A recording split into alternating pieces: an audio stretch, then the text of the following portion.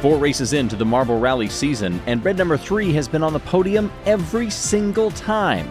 That's the only marble to do so, and as a result, a lead in the championship to the tune of 18 points for the former champion. Hey everybody, I'm Greg Woods, Super Ball and Marbly McMarbleface Pollo Loco giving chase. It is a tight midfield as well, with so many marbles within striking distance of getting into the top 3. Several at the bottom still trying to get off of those single-digit points, and just 4 races remain, and we are already on race number 5. There is the starting lineup in less than ideal conditions, as it has been for the whole season. I think the marbles have accepted that this may be the norm for the rest of the season. They'll be dealing with a slight headwind coming down a 285-foot course today, and they are off.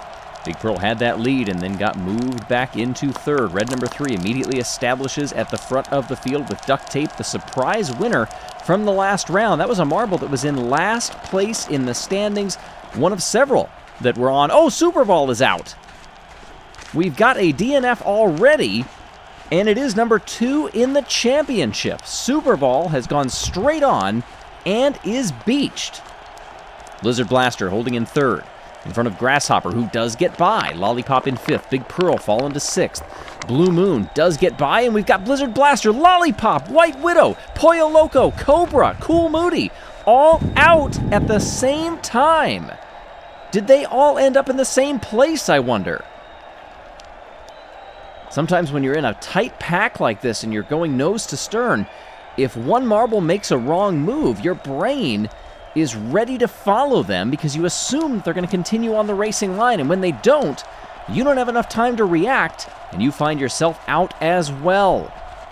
Well, this is an opportunity for marbles that are farther back in the standings to gain some easy positions through these splits. Very close between those marbles.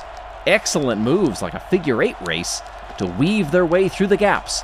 There we see Grasshopper in 2nd place. Peek over the shoulder at Duct Tape. Slimer is getting ever closer to 3rd place. Then there's a gap back to 4th.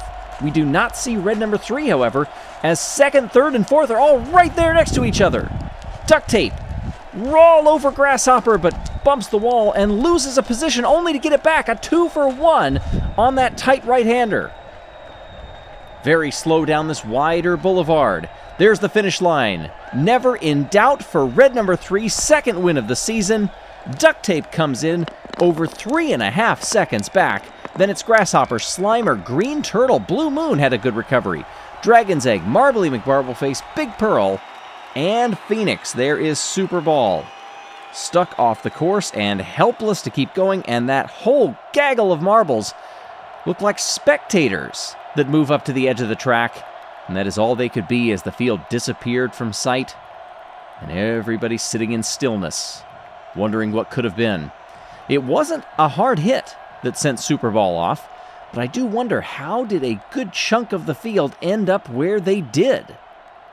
Have to see if we have any images of that. But look at how close it was all throughout this point. The bridge, ooh, that was a hard hit. Let's look down here at the bottom. Just going straight on. It was not a sharp turn, but I think once the first marble had kind of blazed a trail and had carved out that little trough, it made it really easy for any marble that got up on the wall to be forced into following that pathway.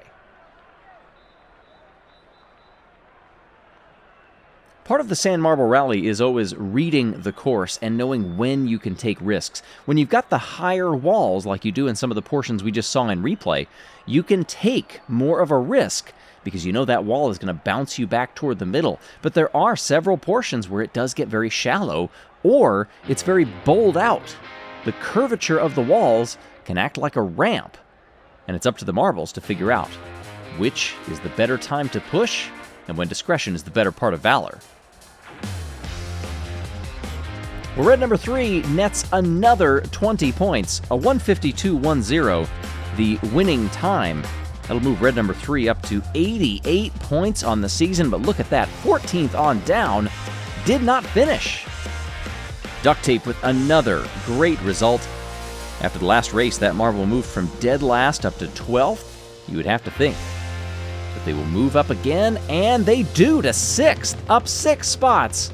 Green Turtle jumped up 4 as well. That door was open. Cool Moody falls to last.